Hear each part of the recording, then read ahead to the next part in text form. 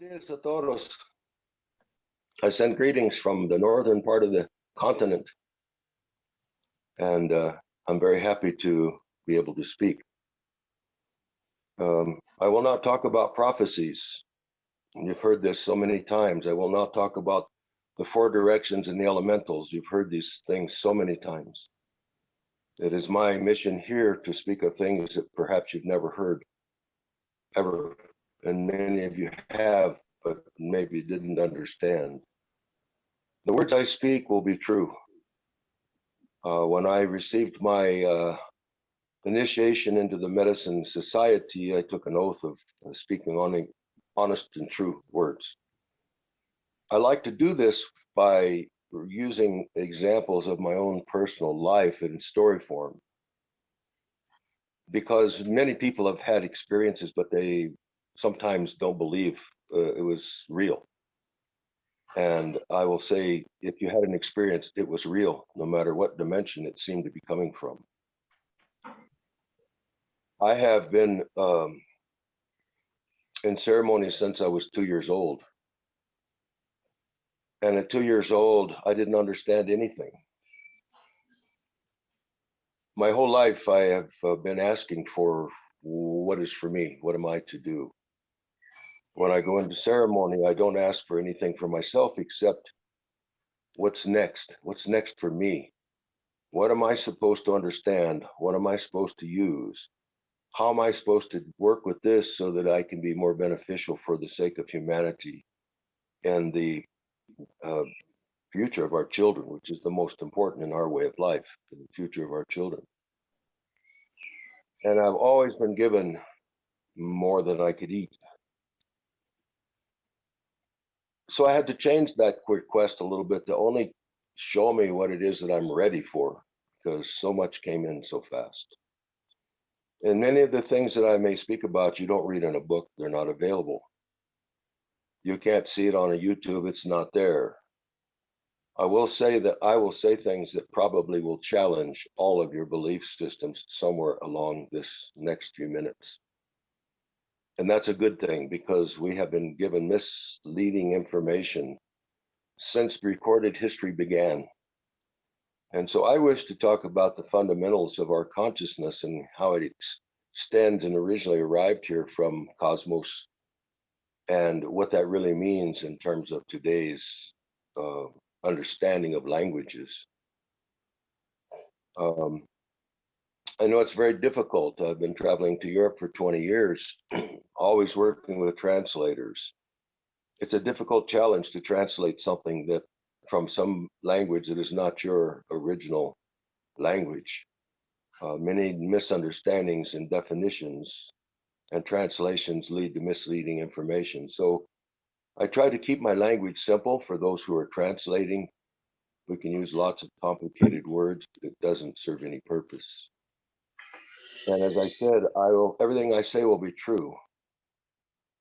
I'd like to start with one example. I'm a sun dancer with the Lakotas, with the Pascuala Yaquis, with the Dene, the Navajo Nation. I've danced in many places in many nations. In 2000, actually in 1999, Orville Looking Horse, the chief of the Lakota, Dakota, Nakota nations, carrier of the White Buffalo Calf Pipe, asked me to host a World Peace Day. And it was occurring at the same time as Sundance. So I did not dance that year because I wanted to be available for whatever needs the hosting of the Peace Day was about. He started this movement, by the way, but the United Nations never recognized him as being the creator or the transmitter of this information. So I'm saying it here so you know the original source. It came through spirit to Orville, and from Orville to all of the people that were associated in what was then the trail of dignity from Alaska to the tip of Chile, runners coming through the north to the south of the Americas. And during this time, I had many, many, many experiences, which I tried to put into sequence. For me, I always remember, where was I? How old was I? Where was my brother there? Was my not brother there? What grade was I in? Anything to help me put the sequencing of these events into, one moment, put events that I might speak to into sequence of step by step. It's not necessary to do that, but this was just my need to try to sort my source of information. I don't need to tell you my name. My name is not important. My heritage is not important. I will only say that my tribe is been spoken to be over 27,000 years old, and most indigenous people around the world are at least that old as well, even though you've never been told this. There were times in the old lifeways where everybody communicated long before electronic devices, long before text messaging and computers. And in my travels around the world, fortunately, I have been able to come to 28 countries and ceremony with the spiritual leaders in those countries and learn from them how it is with them. And I found that there's so much similarities in the traditions. There's so many almost identical ways of doing things in those traditions. How did they know all of this stuff when there was no electronic communications to transmit it? And my answer is this: we came from another source than what you may have been taught. And that source is the stars. There are tribes that will say they come from the center of the earth. I understand this because what's in the center of the earth is many of these what are called alien nations that live in the center of the earth. Yes, there are our aunts and uncles and our ancestors from previous uh, times, and even in most cases from other dimensions. So I would like to express some of the experiences that I've had, because if I say something and you say, oh, that happened to me too, perhaps that information that you threw away, or that your mother or father or some teacher at school said, no, you can't see that, you can't hear that, you cannot think that, that's not the way things are. And it invalidates the pure creative connection between the child and its creator. They begin to not trust. It's important that we restore that trust and dignity for our children, because where we're going, it's very shortly going to happen. And we must be ready. We must be ready for that. So I would like to relate to the gathering in 2000 of the millennium for the World Peace Day. It was held in the Dene Nation on Hard Rock, northern Arizona, where the Navajo people are. We had a rabbi who came to dance. He could not dance in the arbor with us, but he could support dance on the outside, and he'd been coming for many, many years. He always decided for himself that his way of participating in support of what for him was another life way out of his religion, but felt it closely in his fiber of being, was to do it as best as he could in the same pure way as the dancers, which is to fast for at least 4 days, no food, no water, and to dance every moment of daylight. He had diabetes. Nobody knew that. And in that particular day, the third day of the dance, he crossed over. I was not dancing, as I said, because I was working with the World Prayer Day. And so I decided that I would be working in the medicine tent. We always have a way for helping people if necessary, because sometimes people collapse during these long, long ceremonies. We're going 15 days at least. And many choose to fast and go without water for 8 or 9 days, not just the 4 that the public ceremony is participated with. So he was fasting. He was not drinking water. And it caused him to collapse because of his diabetes. Nobody knew he had diabetes. I heard the screaming from the women. And so I rushed from the medicine tent to his side. I was the first one to arrive there. And I cradled his neck in my arms. And he spoke to me. I said, brother, I'm here to help bring you back. And he said, no, no, no. It is my time to go. He said, no, do not bring me back. I came here to cross to the wind with my native brothers. Please let me go.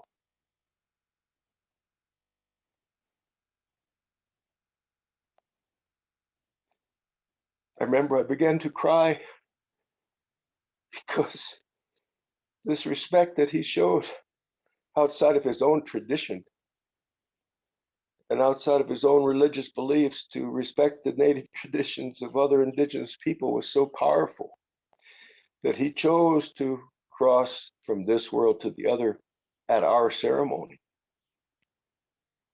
And I was very, very touched by this. It was such a pure, honest transition.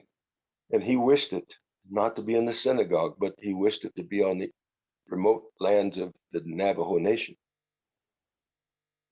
We were clearly an hour's drive from anywhere where he could get assistance, ambulance, hospital, things like this.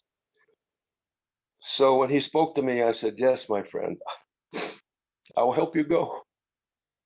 And it was such an honor to be accepted by another culture and another tradition and a religion which Native people don't have, that he would honor us by transferring his life in this way. Sometime later that day, I was walking past his tent. He was traveling with like 20, 25 people, most of which were children, and 4 or 5 supervising adults. And I heard the women inside saying, oh, don't worry, he's coming back. He has so much work to do. He's okay. He'll be all right. And I started to go past this door. It was a closed canvas. And I said, no, I had to go back because I took that oath, no more lies. I had to go back and I opened that canvas and I walked inside and I said to the women, why are you lying to these children? They deserve to know the truth. It's their right and their freedom to know this truth. And I spoke to the children. I said, grandfather's gone. He's not coming back. You will be traveling home alone without him in his physical form. But he will be with you in so many other ways. And the children began to cry because now they're confused. They've been taught one lie, and now they're not sure if the second speaker is also teaching a lie. It's so important that we be honest with our children in every way. And this is one of the fundamental principles of consciousness that many people in many cultures have gotten away from. It's easy to decide to decept the children by speaking something that's not quite true, to make it easy for them, to take their pain away, to not let them cry and suffer. And it's wrong.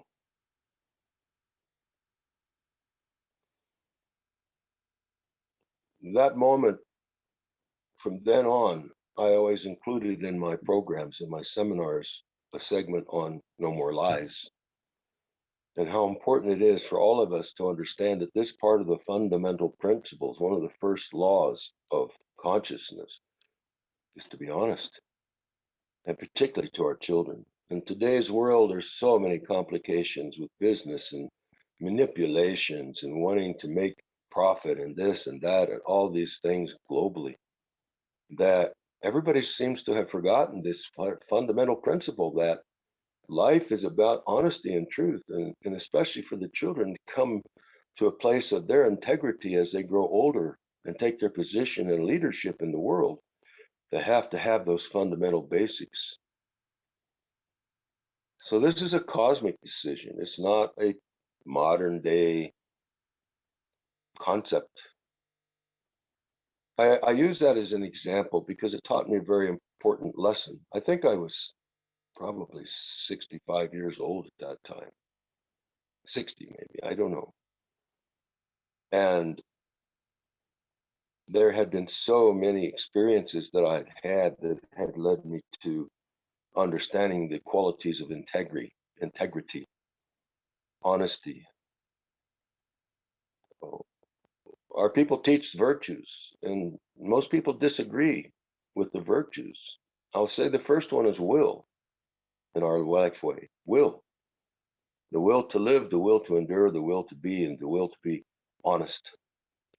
The second one is forgiveness.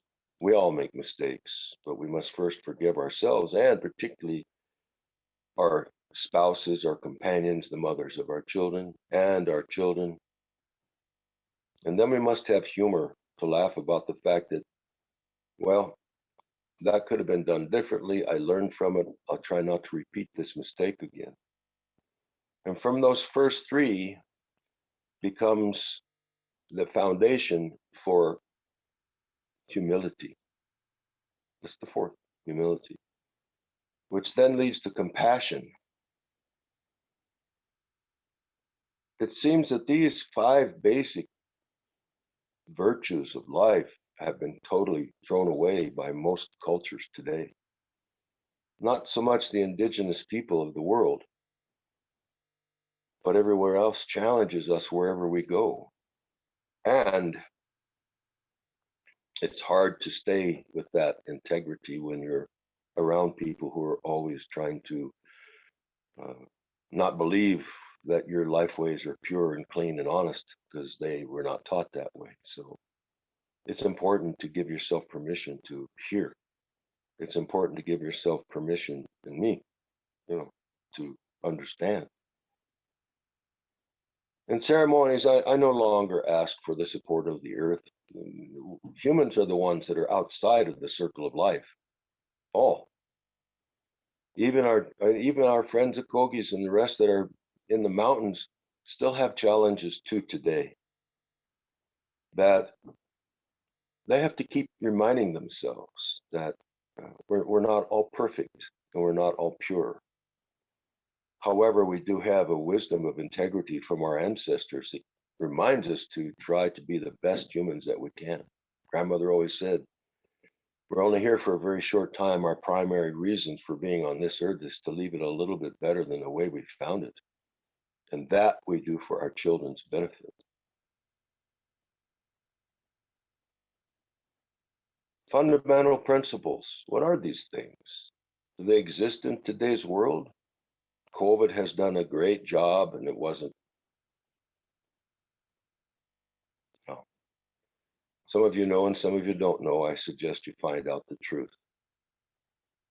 But it was part of the goal to separate humanity, and it's been very successful for many reasons. And during this last couple of years, many people have been able to go introspective, look inside, and to really challenge their beliefs and look at the way things are and find out for themselves if they really want to believe the things that they've been taught by systems of things. All systems of things have lied since recorded history began. All system of things have lied. We must stand strong on our ancestral lineage. Your ancestral lineage, my ancestral lineage came from a place of pure. And we're trying to move back to that place of pure in a world that's so challenging and impure that we have very little to hang on to that keeps us strong and supportive.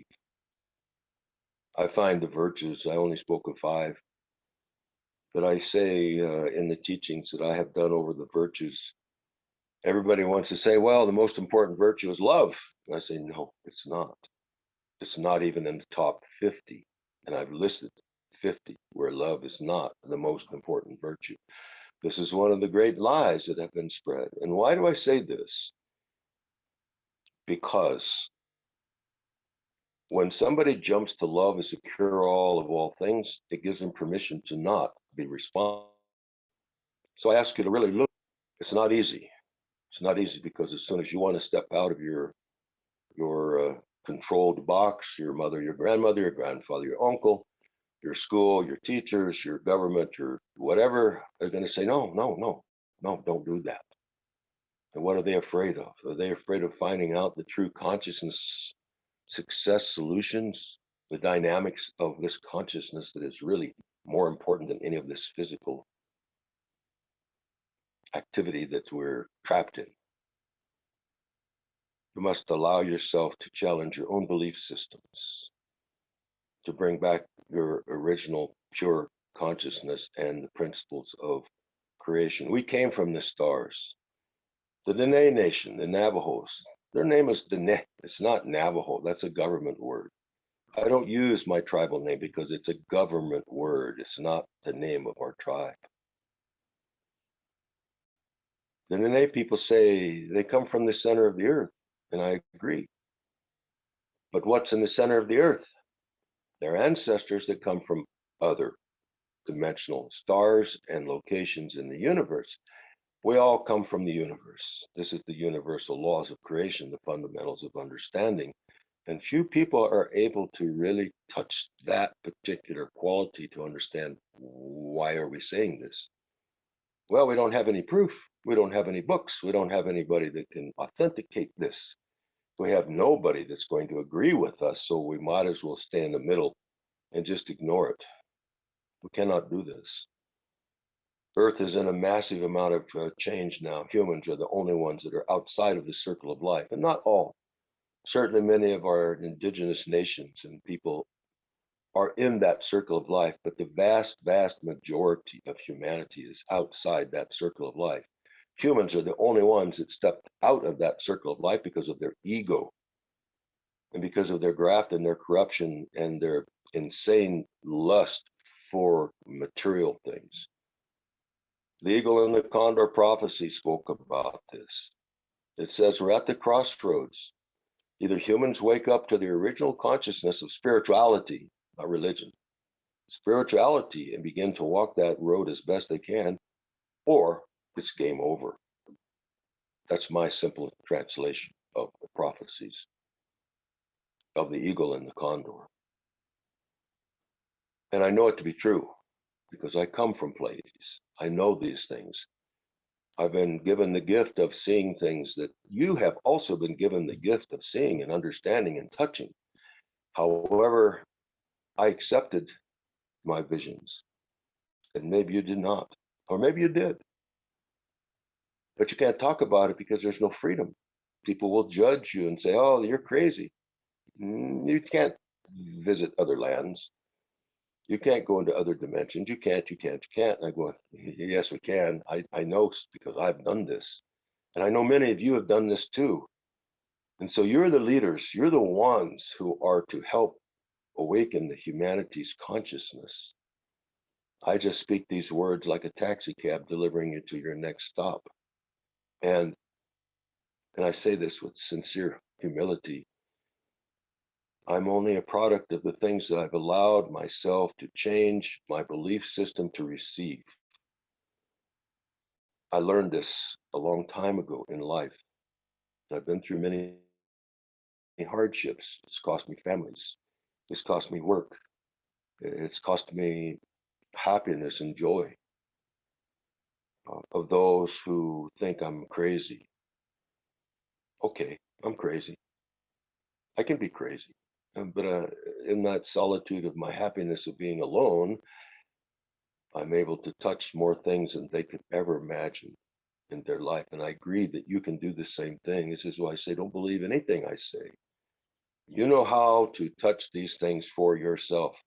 And you're the only one that can step aside of your belief system and allow yourself to receive what's next for you. Who am I? Why am I here? What am I supposed to do while I'm here? I spent half of my time in Europe on a very, very small piece of land in the mountains. I have a big garden with all kinds of fruit and trees, nuts, 150 of them. I can live on that land. And I also have family here in America. So I go back and forth. And in my travels, I find that every trip, some new teaching comes to me. And I go, why? Why don't I have enough? Isn't it, don't I understand this great cosmos of our mystical future? It's not mystical. It's alive, it's vibrant. It's only your belief system that keeps it away from you. And it's not so complicated. You do not need anybody to translate for you. You do not need anybody to guide you. You do not need anybody to help you understand something. When we started having this huge attack from the chemical trails, which in the travels I've done to South America, you have as much or more as we have here, from Peru to Costa Rica, Ecuador, everywhere I went, everywhere I traveled, they were there. Here's what I do. You know that everybody has spoken about indigenous people have a way of talking to the life of nature. Yeah, it's true. I ask the trees, the standing ones, the tree nation, who provides us our life force, who gives us the fruit, who gives us the oxygen, who gives us this connection spiritually between the center of the earth and the stars above. These are our links of connection, our tree nations. And yes, the stones and the water and all the other things as well, yes. But the tree nations are the ones that seem to give us the strongest, at our scale of human being size, connection with solution. I asked the tree nations to pull those poisons out of the chemtrails that are being sprayed, to take it to their leaves. And yes, many trees have brown spots. Many trees have illnesses and sickness, but they're willing to cooperate and help humanity when we're asked for a good reason. And they take this and they send it down through their trunk into their roots, and the earth pulls it out and neutralizes these things. How do I know this? Because I've asked the trees and they've told me.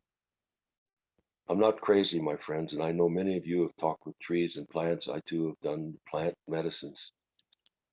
Some of my knowledge came from the plant medicines. Some of it came directly from just touching a tree or a rock. Crystals are crystals, but they're not the only thing with knowledge. The standard ordinary brown stone you find on the side of a mountain has the same knowledge, the same power. This is why we use them in our ceremonies, because they have the knowledge of the entire history of Earth, the stone people, the stone nations.